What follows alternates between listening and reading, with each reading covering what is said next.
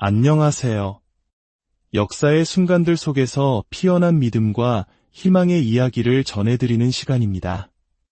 오늘 우리는 전쟁의 잿더미 위에서 세계 최대의 교회를 일군 한 인물의 목소리를 통해 꿈과 기도가 어떻게 하나님의 능력을 이끌어내는지에 대한 깊은 통찰을 나누고자 합니다.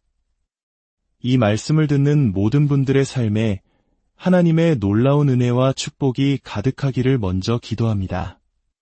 주님의 귀한 말씀이 더 널리 퍼져나갈 수 있도록 구독과 좋아요로 저희 채널의 여정에 동행해 주신다면 그것 또한 하나님께서 기뻐하시는 귀한 선교의 동참이 될 것입니다. 여러분의 작은 손길이 복음의 빛을 더 멀리 비추는 등불이 됩니다. 이제 조용기 목사님의 생생한 증언을 바탕으로 재구성한 이야기 속으로 함께 들어가 보겠습니다. 이야기는 1960년대로 거슬러 올라갑니다. 당시 한국은 혹독한 전쟁의 상처가 채 아물지 않은 가난하고 혼란스러운 땅이었습니다. 저는 늘 마음에 미국을 향한 깊은 빚을 지고 있다고 생각했습니다. 공산주의자들이 남침했을 때 수많은 미국의 젊은이들이 이 땅의 자유를 지키기 위해 목숨을 바쳤기 때문입니다. 무려 5만 명의 젊은 영혼들이 공산주의의 위협으로부터 우리를 지키기 위해 이 낯선 땅에서 쓰러져 갔습니다. 그래서 저는 우리 교회 성도들에게 매일 미국을 위해 기도해달라고 부탁했습니다. 특히 주일 예배와 금요 철야 기도회 때마다 우리는 한마음으로 기도했습니다.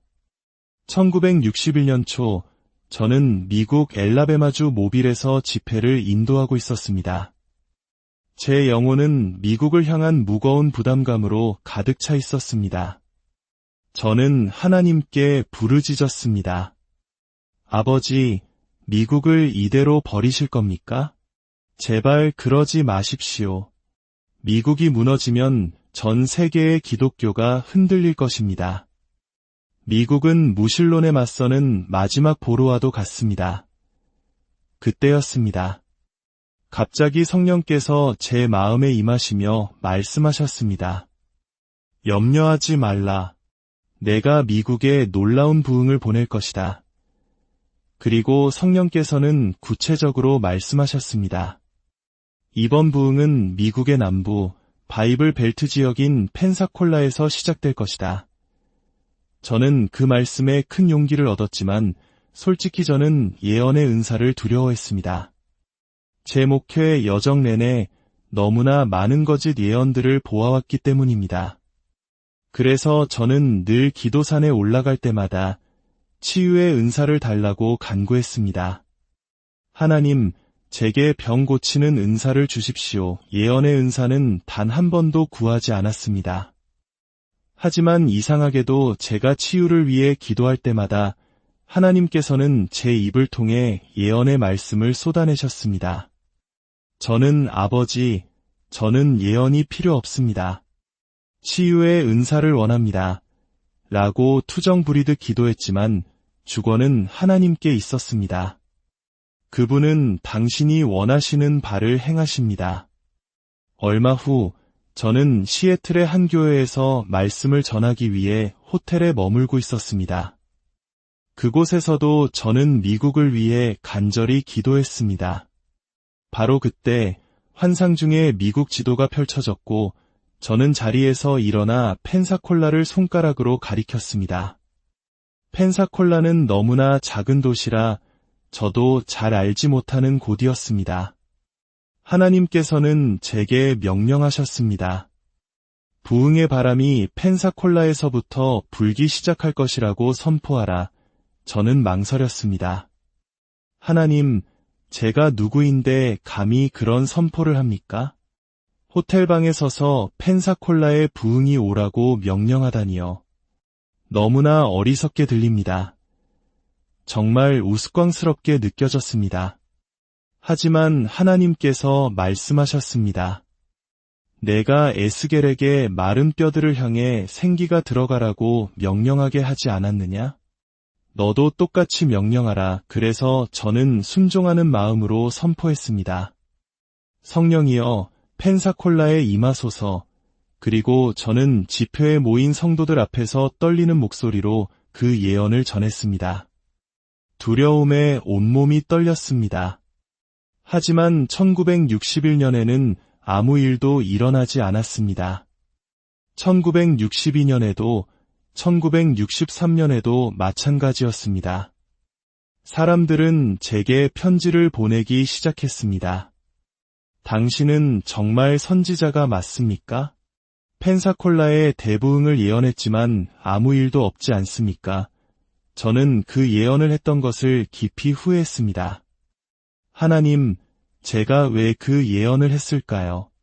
당신은 예언이 성취될 시기는 보여주시지 않았기에 제가 거짓 선지자가 될까 두렵습니다. 그러나 오랜 시간이 흐른 뒤 마침내 펜사콜라에서부터 강력한 성령의 바람이 불어오기 시작했다는 소식을 들었을 때 제 마음은 비로소 평안을 찾을 수 있었습니다. 저의 사역은 1958년 서울의 한 변두리에서 시작되었습니다.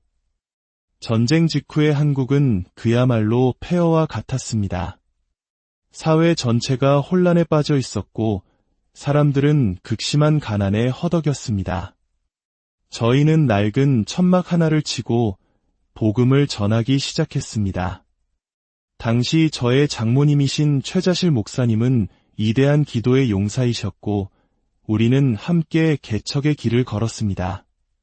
그 시절 저는 하루에 5시간씩 기도했습니다. 제가 특별히 영적이어서가 아니라 달리 할 일이 없었기 때문입니다. 교회 성도는 고작 5명이었습니다. 하지만 제 마음속에는 뜨거운 갈망이 있었습니다. 주님, 제게 300명의 성도만 허락해 주신다면 죽는 날까지 다시는 불평하지 않겠습니다. 저의 비전은 참으로 작았습니다. 300명 이상은 상상조차 할 수 없었습니다. 그런데 이상한 일이 벌어졌습니다. 제가 무릎을 꿇고 기도할 때마다 제 영의 눈에는 갑자기 3,000명의 성도들이 예배당을 가득 메운 모습이 보이는 것이었습니다. 저는 고개를 흔들며 스스로를 꾸짖었습니다. 내가 제정신이 아니구나.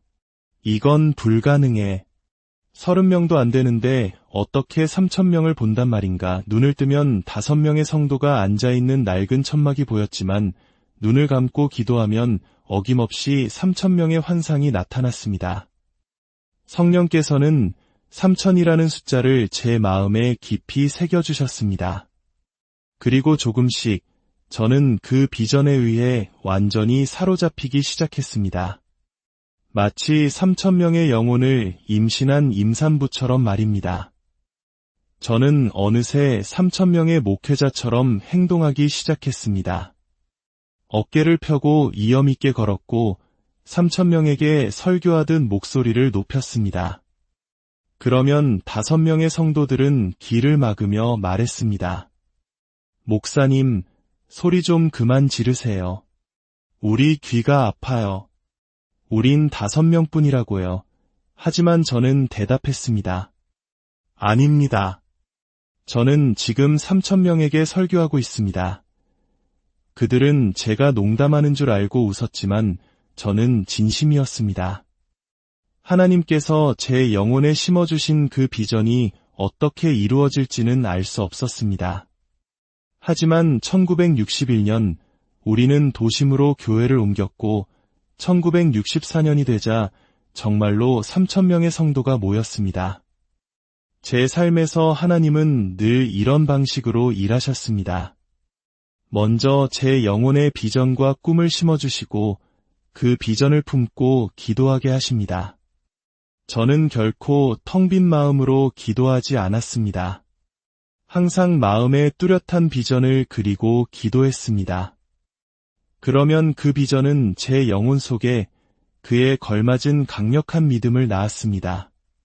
교회의 부흥은 항상 제 마음 속에서 먼저 시작되었고 그 후에 현실로 나타났습니다. 3,000명을 이루었을 때 저는 정말 만족했습니다. 그런데 성령께서 제 마음에 말씀하셨습니다. 고개를 들어 동서남북을 바라보라. 내가 6,000명을 볼 수 있다면 내가 내게 6,000명을 주리라. 저는 그 말씀을 받아들였고 꿈꾸고 기도했습니다. 얼마 후 하나님은 믿음을 주셨고 곧 6,000명의 성도가 모였습니다. 그 후 1만 명이 되었을 때 저는 더할 나위 없이 만족했습니다. 어느 날 아침 교회에 와서 가방을 내려놓으며 기도했습니다. 주님, 저는 만족합니다. 좋은 교회, 좋은 수입, 아름다운 집, 멋진 가족. 인간으로서 무엇을 더 바라겠습니까? 그러자 성령께서 말씀하셨습니다. 너는 끝났다. 내가 만족한다고 말했기 때문이다. 이 교회를 사임하고 다른 곳으로 가서 1만 명을 수용할 교회를 지으라. 이번에는 너 혼자 해야 한다. 저는 절규했습니다. 주님, 왜 제게 세 번째 교회를 지으라고 하십니까? 이미 2번의 개척으로 충분히 고통받았습니다. 하나님은 말씀하셨습니다. 나는 주권자이니라. 내게 대답하지 말고 가라. 1만 명을 위한 교회를 지으라는 비전을 받았지만 우리에게는 자금이 없었습니다. 통장에는 단돈 1,000달러가 전부였습니다. 수백만 달러가 필요한 일이었습니다. 장로님들과 상의했지만 그들은 무거운 헌금 부담에 침묵할 뿐이었습니다. 한 장로님이 조심스럽게 말했습니다. 목사님은 젊어서 세상 경제를 모르십니다. 지금은 땅을 사고 교회를 지을 때가 아닙니다. 온 나라가 어려운데 돈을 구할 길이 없습니다. 그 회의 후에 기도하는데 성령께서 저를 꾸짖으셨습니다. 내가 언제 너에게 내 결정을 위원회의 승인을 받으라고 하더냐? 내가 말하면 너는 순종해야 한다. 마침표. 다시는 내 결정을 의심하지 말고 전진하여 건축하라. 저는 그리하겠습니다. 라고 대답했습니다. 그 순간부터 저는 그 비전을 붙잡고 기도했습니다. 두렵고 떨렸지만 기도하고 또 기도했습니다. 어느 날 제 영혼에 큰 믿음이 생겨났습니다. 저는 그 비전과 믿음을 가지고 도시로 나가 외상으로 작은 땅을 구입했습니다. 그리고 돈 한 푼 없이 건축업자와 계약을 맺었습니다. 그 후로 저는 거의 기도 속에서 살았습니다. 눈을 뜨면 저를 떨게 하는 현실이 보였지만 기도할 때면 저는 비전 속에서 하나님의 손길을 보았습니다. 그런데 중동에 전쟁이 터지면서 석유 파동이 닥쳤습니다. 성도들은 직장을 잃기 시작했고 은행은 문을 닫았으며 채권자들은 저를 괴롭혔습니다. 저는 완전히 밑바닥까지 떨어졌습니다. 절망적인 상황이었습니다. 모든 성도들은 미완성된 건물의 지하에 모여 매일 밤 기도회를 열었습니다. 저 역시 필사적으로 기도했지만 인간적인 계산으로는 수백만 달러를 구할 방법이 없었습니다. 파산이 코앞에 다가왔음을 직감했습니다. 다른 교단의 교회들은 우리 오순절 교회가 실패하기를 기다리는 듯했습니다. 그들은 욥의 친구들처럼 저를 위로하러 왔지만 속으로는 저의 실패를 기뻐하고 있었습니다. 신문까지 저를 공격하기 시작했고 교단 내에 가까운 친구들마저 저를 비난했습니다. 저는 완전히 고립되었습니다. 아주 추운 어느 겨울밤 약 2,000명의 성도들이 지하에 모여 기도하고 있었습니다. 모두가 절망에 빠져 희망을 잃어가던 그때 온몸을 떨며 한 할머니가 앞으로 나오셨습니다. 80세는 좋게 넘어 보이는 분이셨습니다. 목사님, 마이크 좀 주십시오. 저는 말했습니다. 할머니, 그냥 앉아 계세요. 저 지금 너무 힘듭니다. 저는 할머니가 노망이 드셨다고 생각했습니다. 하지만 할머니는 간청하셨습니다. 목사님, 따고 분만요. 사람들에게 할 말이 있습니다. 저는 상황을 진정시키기 위해 마이크를 드렸습니다. 할머니는 말씀하셨습니다. 성도 여러분, 우리는 이 교회가 완공되도록 기도해왔습니다. 저는 남편도 자식도 없고 정부 보조금으로 살아갑니다. 조 목사님의 사역을 통해 구원받았고 곧 천국에 갈 큰 소망이 있습니다. 저는 이 교회를 위해 매일 밤 이곳에 와서 기도합니다. 그리고 이렇게 덧붙이셨습니다. 하지만 기도만으로는 부족합니다. 예수님께서 광야에 계실 때 한 어린 소년이 보리떡 5개와 물고기 2마리를 가져왔습니다. 우리도 우리의 오병이어를 가져와야 합니다. 희생이 없는 기도는 아무 의미가 없습니다. 그러더니 할머니는 낡고 누런 신문지 뭉치에서 무언가를 꺼내셨습니다. 그것은 찌그러진 낡은 노쇠 밥그릇과 젓가락 한 쌍이었습니다. 이것이 제가 가진 세상의 전부입니다. 저는 매일 이 그릇으로 밥을 먹고 이 젓가락을 씁니다. 하지만 저는 이것을 하나님의 일에 드리고 싶습니다. 저는 이제 종이에 밥을 먹고 손가락으로 먹어도 됩니다. 제게 돈은 없지만 이것이 저의 전부입니다. 이것을 하나님의 제단에 놓고 기도하고 싶습니다. 할머니가 그 찌그러진 밥그릇을 제 앞에 내놓으셨을 때 제 심장은 무너져 내렸습니다. 내가 이 건축을 시작해서 결국 이 늙은 과부의 유일한 밥그릇까지 빼앗게 되었구나. 저는 눈물을 쏟으며 말했습니다. 할머니, 저는 이것을 받을 수 없습니다. 할머니를 착취하느니 차라리 죽어서 목회를 그만두겠습니다. 그러자 할머니가 소리치며 우셨습니다. 내가 늙은 과부라서 내 헛물이 초라해서 받지 않으시는군요. 할머니가 통곡하자 갑자기 성령께서 회중 위에 강력하게 임하셨습니다. 모두가 울기 시작했습니다. 성령의 바람이 강하게 불었습니다. 성령께서는 그 할머니의 희생을 사용하셨습니다. 사람들이 자리에서 일어나 헌신을 서약하기 시작했습니다. 어떤 이는 집을 바쳤고 어떤 이는 연봉을 바쳤습니다. 그날 밤 우리는 100만 달러가 넘는 헌금을 받았습니다. 하늘의 문이 활짝 열렸습니다. 우리는 마침내 건물을 완공할 수 있었습니다. 형제자매 여러분, 여러분에게 말씀드립니다. 당신에게 비전과 믿음이 있을 때 하나님은 가장 어려운 상황 속에서 상상할 수 없는 놀라운 방법으로 개입하십니다. 그분은 진실로 개입하십니다.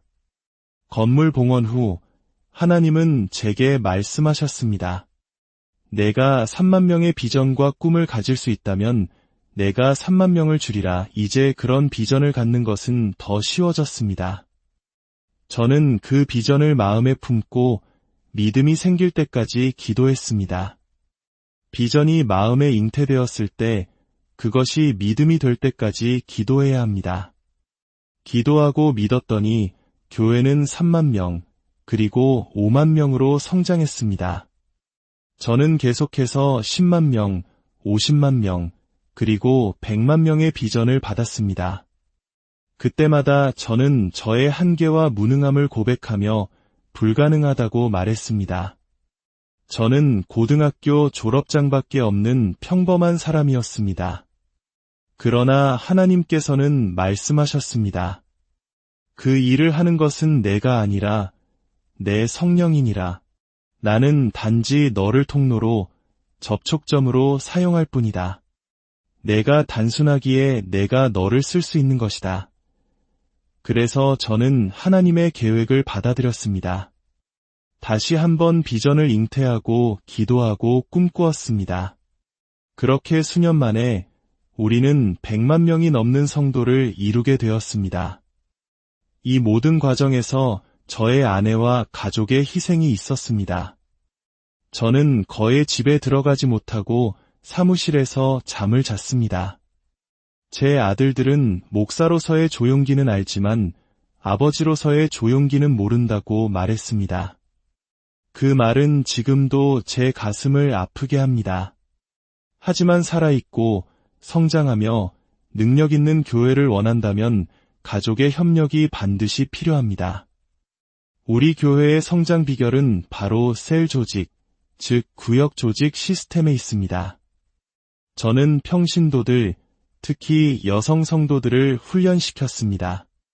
여성들은 놀라운 일꾼입니다. 5만 명의 구역장 중 4만 7천 명이 여성분들이었습니다. 그들은 충성스럽고 목회자와 경쟁하려 하지 않습니다. 또한 여성들은 끊임없이 이야기합니다. 미용실에서, 시장에서, 친구들과의 모임에서 예수님을 전합니다. 이 구역 조직을 통해 우리 교회는 매년 5만 명 이상의 영혼을 구원하고 있습니다. 이것이 1958년부터 지금까지 지속적인 부흥 속에 살 수 있었던 비결입니다. 우리의 교회는 건물 안에 있는 것이 아닙니다. 교회는 아파트에, 대학교에, 시장에 있습니다. 건물은 훈련받고, 격려받고, 세워지기 위해 모이는 장소일 뿐, 진짜 교회는 세상 밖에 있습니다. 성장하는 교회는 3가지 사역이 필요합니다. 첫째는 베드로의 사역입니다. 낚싯대가 아닌 그물로 영혼을 낚는 것입니다. 구역 조직은 도시 전체를 덮는 거대한 그물과 같습니다. 둘째는 야고보와 요한의 사역입니다. 찢어진 그물을 수리하는 것입니다. 구역장들이 지치거나 떠날 때 동역자들이 즉시 달려가 그물을 수리하고 새로운 리더를 세워야 합니다. 셋째는 바울의 사역입니다. 그물로 잡아온 물고기들을 먹이는 일입니다. 그것이 바로 담임 목사의 역할입니다.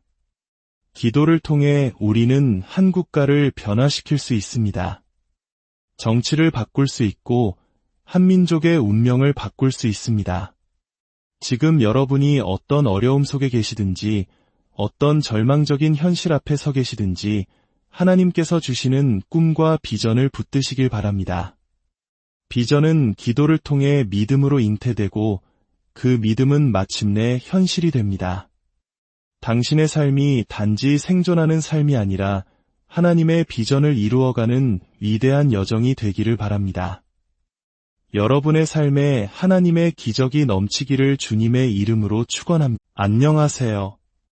역사의 순간들 속에서 피어난 믿음과 희망의 이야기를 전해드리는 시간입니다.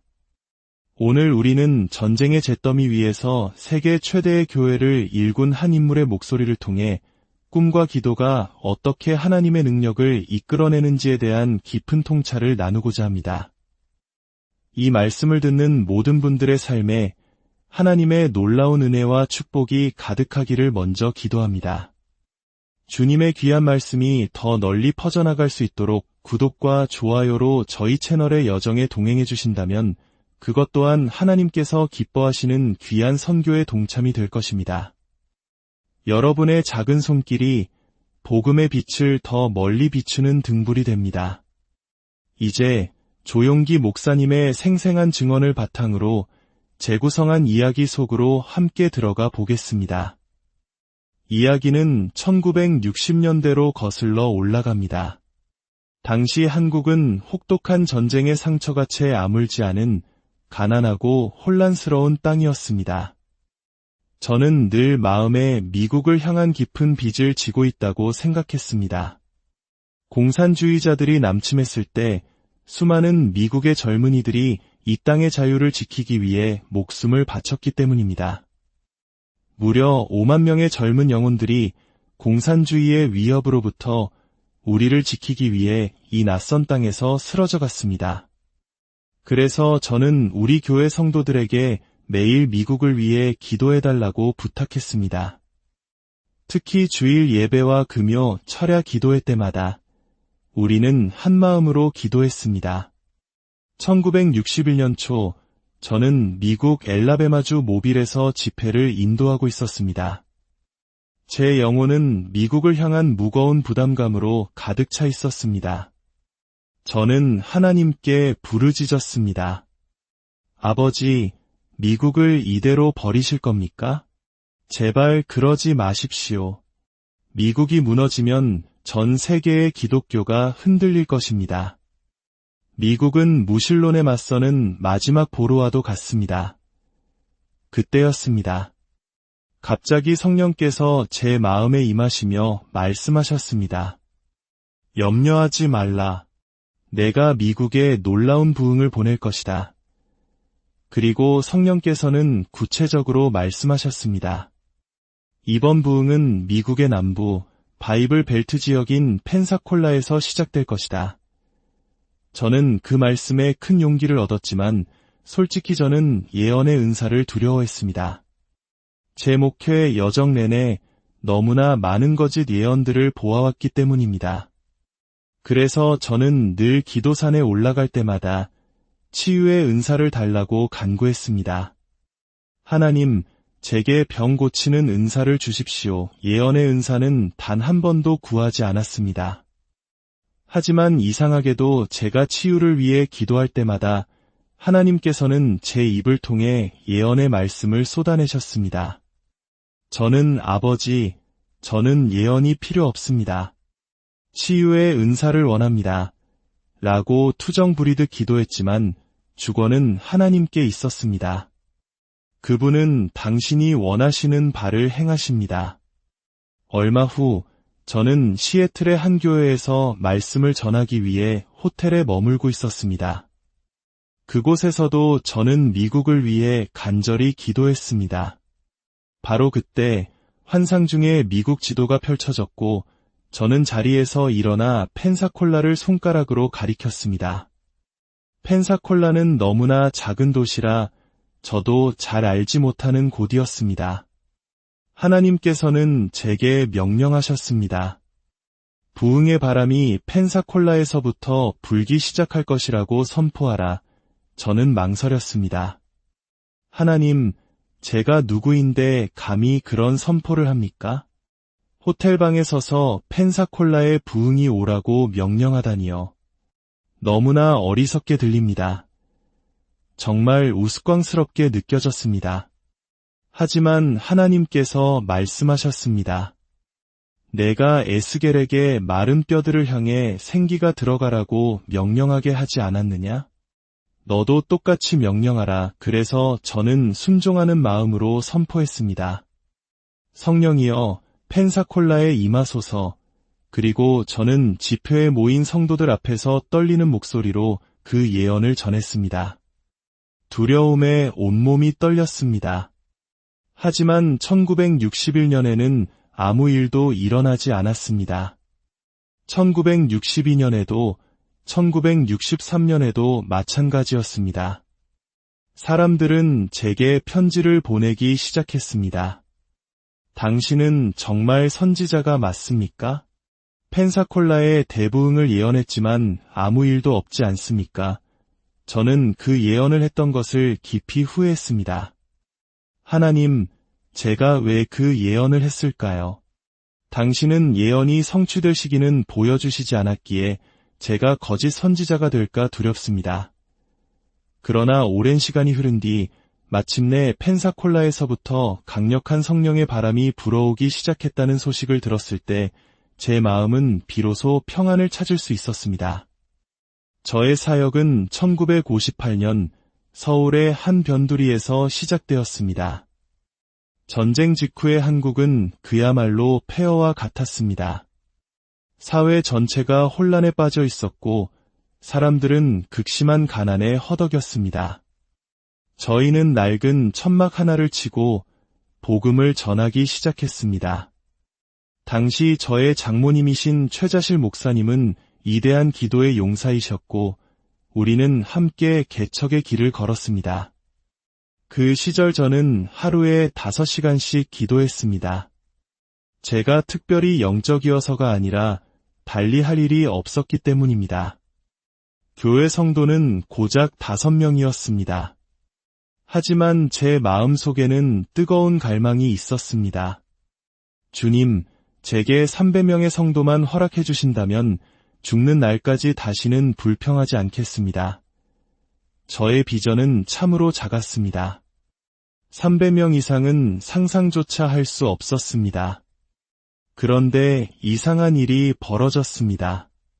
제가 무릎을 꿇고 기도할 때마다 제 영의 눈에는 갑자기 3,000명의 성도들이 예배당을 가득 메운 모습이 보이는 것이었습니다.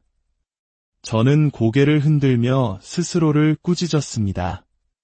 내가 제정신이 아니구나. 이건 불가능해. 30명도 안 되는데 어떻게 3,000명을 본단 말인가. 눈을 뜨면 5명의 성도가 앉아있는 낡은 천막이 보였지만 눈을 감고 기도하면 어김없이 3,000명의 환상이 나타났습니다. 성령께서는 3,000이라는 숫자를 제 마음에 깊이 새겨주셨습니다. 그리고 조금씩 저는 그 비전에 의해 완전히 사로잡히기 시작했습니다. 마치 3,000명의 영혼을 임신한 임산부처럼 말입니다. 저는 어느새 3,000명의 목회자처럼 행동하기 시작했습니다. 어깨를 펴고 이염 있게 걸었고 3,000명에게 설교하듯 목소리를 높였습니다. 그러면 5명의 성도들은 귀를 막으며 말했습니다. 목사님, 소리 좀 그만 지르세요. 우리 귀가 아파요. 우린 5명뿐이라고요. 하지만 저는 대답했습니다. 아닙니다. 저는 지금 3,000명에게 설교하고 있습니다. 그들은 제가 농담하는 줄 알고 웃었지만 저는 진심이었습니다. 하나님께서 제 영혼에 심어주신 그 비전이 어떻게 이루어질지는 알 수 없었습니다. 하지만 1961년 우리는 도심으로 교회를 옮겼고 1964년이 되자 정말로 3,000명의 성도가 모였습니다. 제 삶에서 하나님은 늘 이런 방식으로 일하셨습니다. 먼저 제 영혼의 비전과 꿈을 심어주시고 그 비전을 품고 기도하게 하십니다. 저는 결코 텅 빈 마음으로 기도하지 않았습니다. 항상 마음에 뚜렷한 비전을 그리고 기도했습니다. 그러면 그 비전은 제 영혼 속에 그에 걸맞은 강력한 믿음을 낳았습니다. 교회의 부흥은 항상 제 마음 속에서 먼저 시작되었고 그 후에 현실로 나타났습니다. 3,000명을 이루었을 때 저는 정말 만족했습니다. 그런데 성령께서 제 마음에 말씀하셨습니다. 고개를 들어 동서남북을 바라보라. 내가 6,000명을 볼 수 있다면 내가 내게 6,000명을 주리라. 저는 그 말씀을 받아들였고 꿈꾸고 기도했습니다. 얼마 후 하나님은 믿음을 주셨고 곧 6,000명의 성도가 모였습니다. 그 후 1만 명이 되었을 때 저는 더할 나위 없이 만족했습니다. 어느 날 아침 교회에 와서 가방을 내려놓으며 기도했습니다. 주님, 저는 만족합니다. 좋은 교회, 좋은 수입, 아름다운 집, 멋진 가족. 인간으로서 무엇을 더 바라겠습니까? 그러자 성령께서 말씀하셨습니다. 너는 끝났다. 내가 만족한다고 말했기 때문이다. 이 교회를 사임하고 다른 곳으로 가서 1만 명을 수용할 교회를 지으라. 이번에는 너 혼자 해야 한다. 저는 절규했습니다. 주님, 왜 제게 3번째 교회를 지으라고 하십니까? 이미 2번의 개척으로 충분히 고통받았습니다. 하나님은 말씀하셨습니다. 나는 주권자이니라. 내게 대답하지 말고 가라. 1만 명을 위한 교회를 지으라는 비전을 받았지만 우리에게는 자금이 없었습니다.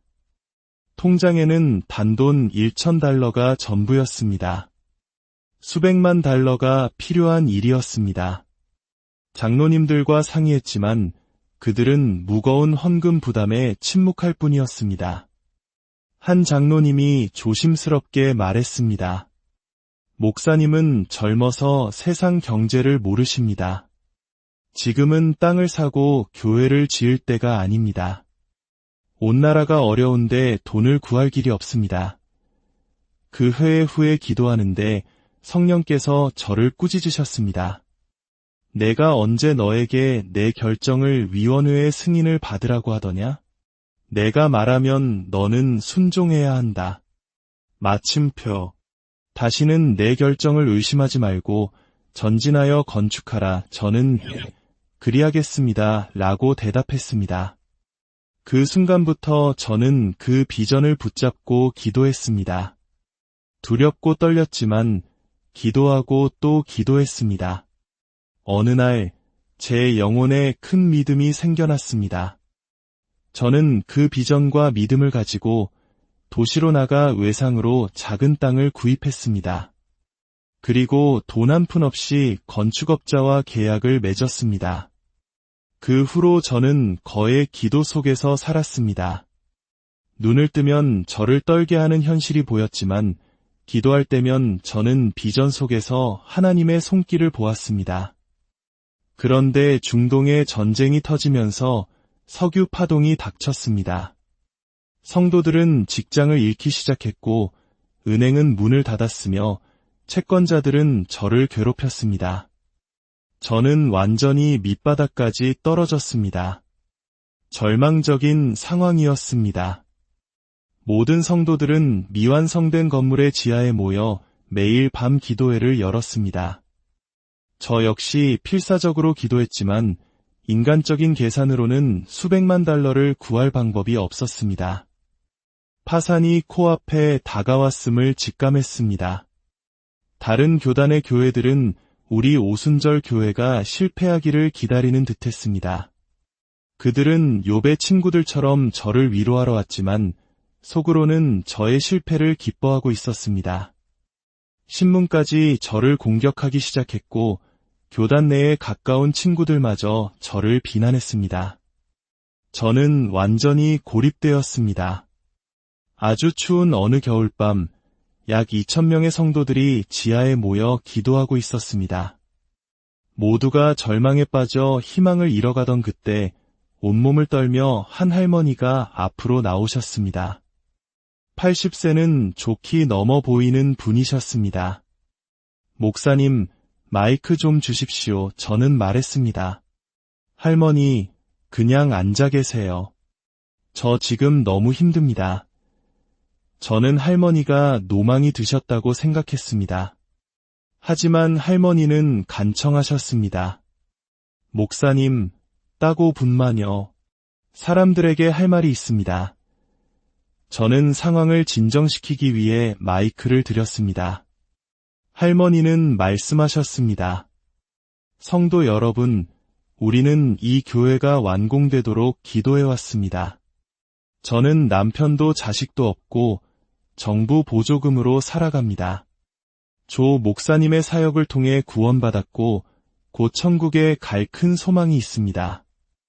저는 이 교회를 위해 매일 밤 이곳에 와서 기도합니다. 그리고 이렇게 덧붙이셨습니다. 하지만 기도만으로는 부족합니다. 예수님께서 광야에 계실 때 한 어린 소년이 보리떡 5개와 물고기 2마리를 가져왔습니다. 우리도 우리의 오병이어를 가져와야 합니다. 희생이 없는 기도는 아무 의미가 없습니다. 그러더니 할머니는 낡고 누런 신문지 뭉치에서 무언가를 꺼내셨습니다.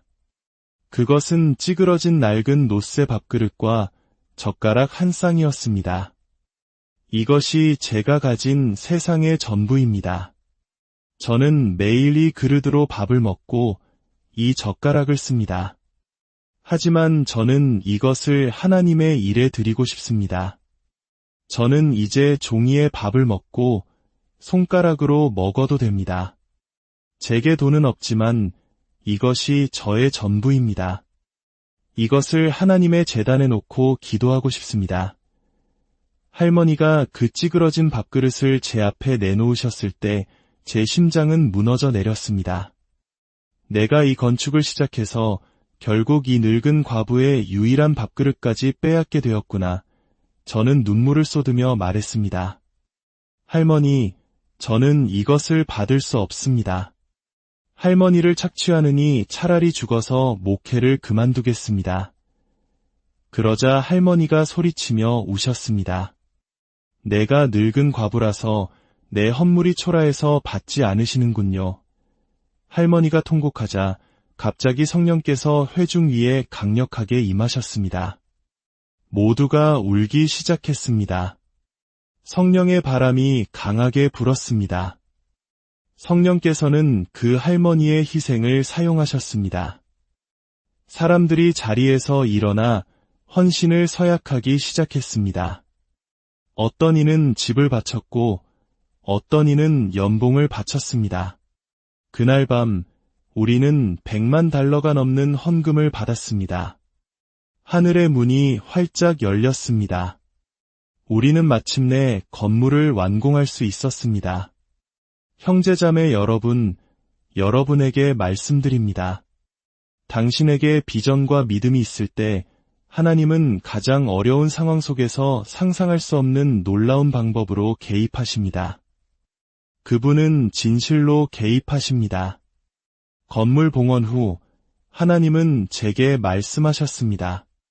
내가 3만 명의 비전과 꿈을 가질 수 있다면 내가 3만 명을 줄이라. 이제 그런 비전을 갖는 것은 더 쉬워졌습니다. 저는 그 비전을 마음에 품고 믿음이 생길 때까지 기도했습니다. 비전이 마음에 잉태되었을 때 그것이 믿음이 될 때까지 기도해야 합니다. 기도하고 믿었더니 교회는 3만 명, 그리고 5만 명으로 성장했습니다. 저는 계속해서 10만 명, 50만 명, 그리고 100만 명의 비전을 받았습니다. 그때마다 저는 저의 한계와 무능함을 고백하며 불가능하다고 말했습니다. 저는 고등학교 졸업장밖에 없는 평범한 사람이었습니다. 그러나 하나님께서는 말씀하셨습니다. 그 일을 하는 것은 내가 아니라 내 성령이니라. 나는 단지 너를 통로로, 접촉점으로 사용할 뿐이다. 내가 단순하기에 내가 너를 쓸 수 있는 것이다.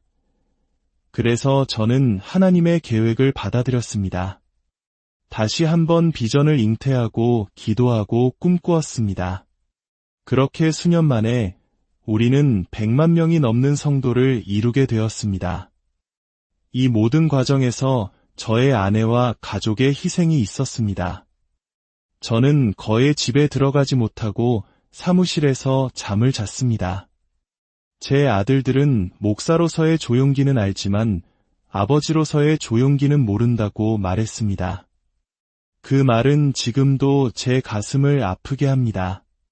하지만 살아있고 성장하며 능력 있는 교회를 원한다면 가족의 협력이 반드시 필요합니다. 우리 교회의 성장 비결은 바로 셀 조직, 즉 구역 조직 시스템에 있습니다. 저는 평신도들, 특히 여성 성도들을 훈련시켰습니다. 여성들은 놀라운 일꾼입니다. 5만 명의 구역장 중 4만 7천 명이 여성분들이었습니다. 그들은 충성스럽고 목회자와 경쟁하려 하지 않습니다. 또한 여성들은 끊임없이 이야기합니다. 미용실에서, 시장에서, 친구들과의 모임에서 예수님을 전합니다. 이 구역 조직을 통해 우리 교회는 매년 5만 명 이상의 영혼을 구원하고 있습니다. 이것이 1958년부터 지금까지 지속적인 부흥 속에 살 수 있었던 비결입니다. 우리의 교회는 건물 안에 있는 것이 아닙니다. 교회는 아파트에, 대학교에, 시장에 있습니다. 건물은 훈련받고, 격려받고, 세워지기 위해 모이는 장소일 뿐, 진짜 교회는 세상 밖에 있습니다. 성장하는 교회는 3가지 사역이 필요합니다. 첫째는 베드로의 사역입니다. 낚싯대가 아닌 그물로 영혼을 낚는 것입니다. 구역 조직은 도시 전체를 덮는 거대한 그물과 같습니다. 둘째는 야고보와 요한의 사역입니다. 찢어진 그물을 수리하는 것입니다. 구역장들이 지치거나 떠날 때 동역자들이 즉시 달려가 그물을 수리하고 새로운 리더를 세워야 합니다. 셋째는 바울의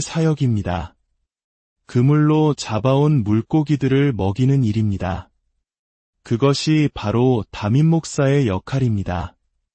기도를 통해 우리는 한 국가를 변화시킬 수 있습니다. 정치를 바꿀 수 있고 한민족의 운명을 바꿀 수 있습니다. 지금 여러분이 어떤 어려움 속에 계시든지 어떤 절망적인 현실 앞에 서 계시든지 하나님께서 주시는 꿈과 비전을 붙드시길 바랍니다. 비전은 기도를 통해 믿음으로 잉태되고 그 믿음은 마침내 현실이 됩니다. 당신의 삶이 단지 생존하는 삶이 아니라 하나님의 비전을 이루어가는 위대한 여정이 되기를 바랍니다. 여러분의 삶에 하나님의 기적이 넘치기를 주님의 이름으로 축원합니다. 안녕하세요. 역사의 순간들 속에서 피어난 믿음과 희망의 이야기를 전해드리는 시간입니다. 오늘 우리는 전쟁의 잿더미 위에서 세계 최대의 교회를 일군 한 인물의 목소리를 통해 꿈과 기도가 어떻게 하나님의 능력을 이끌어내는지에 대한 깊은 통찰을 나누고자 합니다. 이 말씀을 듣는 모든 분들의 삶에 하나님의 놀라운 은혜와 축복이 가득하기를 먼저 기도합니다. 주님의 귀한 말씀이 더 널리 퍼져나갈 수 있도록 구독과 좋아요로 저희 채널의 여정에 동행해 주신다면 그것 또한 하나님께서 기뻐하시는 귀한 선교의 동참이 될 것입니다. 여러분의 작은 손길이 복음의 빛을 더 멀리 비추는 등불이 됩니다. 이제 조용기 목사님의 생생한 증언을 바탕으로 재구성한 이야기 속으로 함께 들어가 보겠습니다. 이야기는 1960년대로 거슬러 올라갑니다. 당시 한국은 혹독한 전쟁의 상처가 채 아물지 않은 가난하고 혼란스러운 땅이었습니다. 저는 늘 마음에 미국을 향한 깊은 빚을 지고 있다고 생각했습니다. 공산주의자들이 남침했을 때 수많은 미국의 젊은이들이 이 땅의 자유를 지키기 위해 목숨을 바쳤기 때문입니다. 무려 5만 명의 젊은 영혼들이 공산주의의 위협으로부터 우리를 지키기 위해 이 낯선 땅에서 쓰러져 갔습니다. 그래서 저는 우리 교회 성도들에게 매일 미국을 위해 기도해달라고 부탁했습니다. 특히 주일 예배와 금요 철야 기도회 때마다 우리는 한마음으로 기도했습니다. 1961년 초 저는 미국 엘라베마주 모빌에서 집회를 인도하고 있었습니다. 제 영혼은 미국을 향한 무거운 부담감으로 가득 차 있었습니다. 저는 하나님께 부르짖었습니다. 아버지, 미국을 이대로 버리실 겁니까? 제발 그러지 마십시오.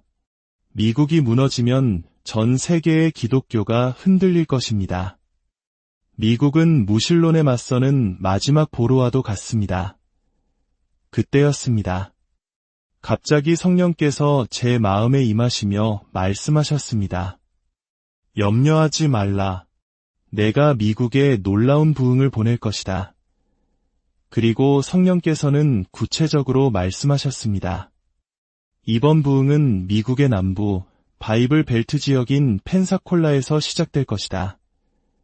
저는 그 말씀에 큰 용기를 얻었지만 솔직히 저는 예언의 은사를 두려워했습니다. 제 목회 여정 내내 너무나 많은 거짓 예언들을 보아왔기 때문입니다. 그래서 저는 늘 기도산에 올라갈 때마다 치유의 은사를 달라고 간구했습니다. 하나님, 제게 병 고치는 은사를 주십시오. 예언의 은사는 단 한 번도 구하지 않았습니다. 하지만 이상하게도 제가 치유를 위해 기도할 때마다 하나님께서는 제 입을 통해 예언의 말씀을 쏟아내셨습니다. 저는 아버지, 저는 예언이 필요 없습니다. 치유의 은사를 원합니다. 라고 투정 부리듯 기도했지만 주권은 하나님께 있었습니다. 그분은 당신이 원하시는 바를 행하십니다. 얼마 후 저는 시애틀의 한 교회에서 말씀을 전하기 위해 호텔에 머물고 있었습니다. 그곳에서도 저는 미국을 위해 간절히 기도했습니다. 바로 그때 환상 중에 미국 지도가 펼쳐졌고 저는 자리에서 일어나 펜사콜라를 손가락으로 가리켰습니다. 펜사콜라는 너무나 작은 도시라 저도 잘 알지 못하는 곳이었습니다. 하나님께서는 제게 명령하셨습니다. 부흥의 바람이 펜사콜라에서부터 불기 시작할 것이라고 선포하라. 저는 망설였습니다. 하나님, 제가 누구인데 감히 그런 선포를 합니까? 호텔방에 서서 펜사콜라의 부흥이 오라고 명령하다니요. 너무나 어리석게 들립니다. 정말 우스꽝스럽게 느껴졌습니다. 하지만 하나님께서 말씀하셨습니다.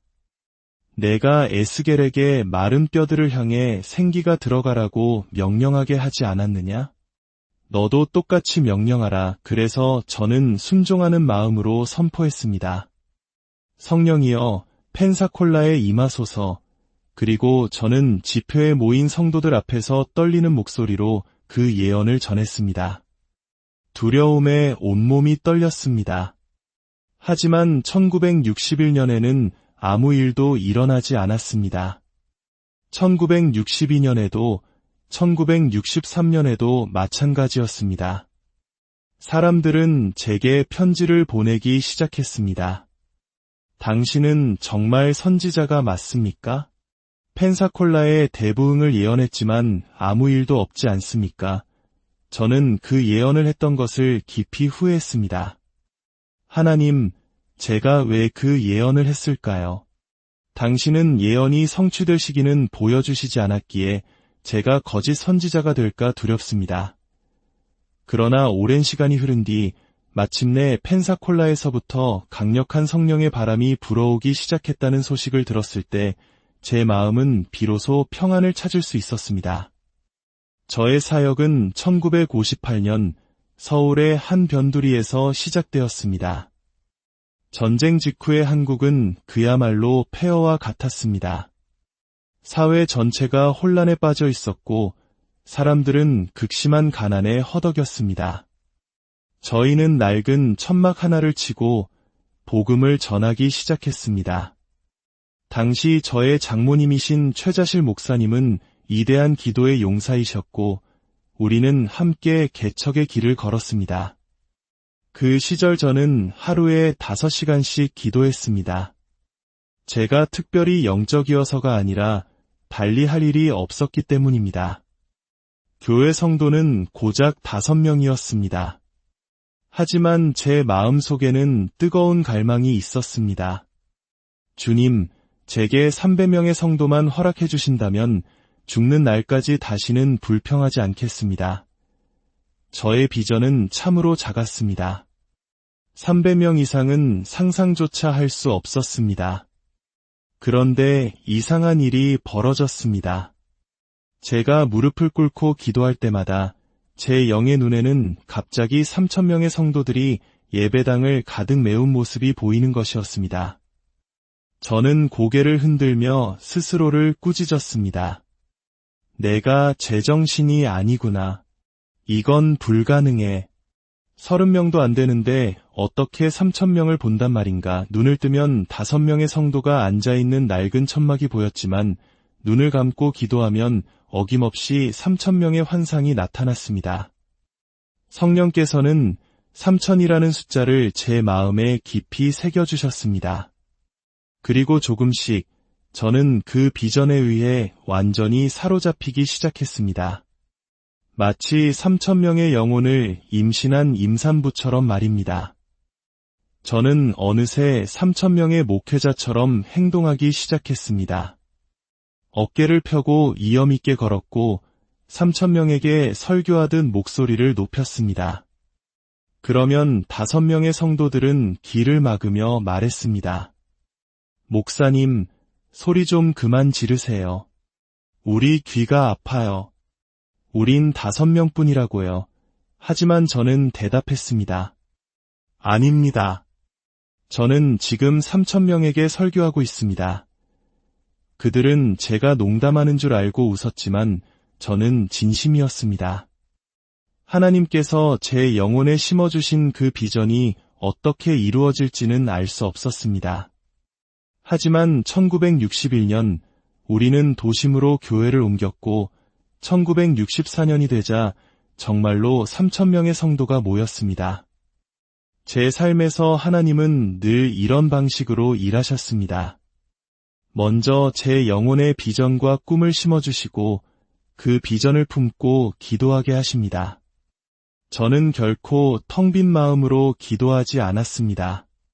항상 마음에 뚜렷한 비전을 그리고 기도했습니다. 그러면 그 비전은 제 영혼 속에 그에 걸맞은 강력한 믿음을 낳았습니다. 교회의 부흥은 항상 제 마음 속에서 먼저 시작되었고 그 후에 현실로 나타났습니다. 3,000명을 이루었을 때 저는 정말 만족했습니다. 그런데 성령께서 제 마음에 말씀하셨습니다. 고개를 들어 동서남북을 바라보라. 내가 6,000명을 볼 수 있다면 내가 내게 6,000명을 주리라. 저는 그 말씀을 받아들였고 꿈꾸고 기도했습니다. 얼마 후 하나님은 믿음을 주셨고 곧 6,000명의 성도가 모였습니다. 그 후 1만 명이 되었을 때 저는 더할 나위 없이 만족했습니다. 어느 날 아침 교회에 와서 가방을 내려놓으며 기도했습니다. 주님, 저는 만족합니다. 좋은 교회, 좋은 수입, 아름다운 집, 멋진 가족. 인간으로서 무엇을 더 바라겠습니까? 그러자 성령께서 말씀하셨습니다. 너는 끝났다. 내가 만족한다고 말했기 때문이다.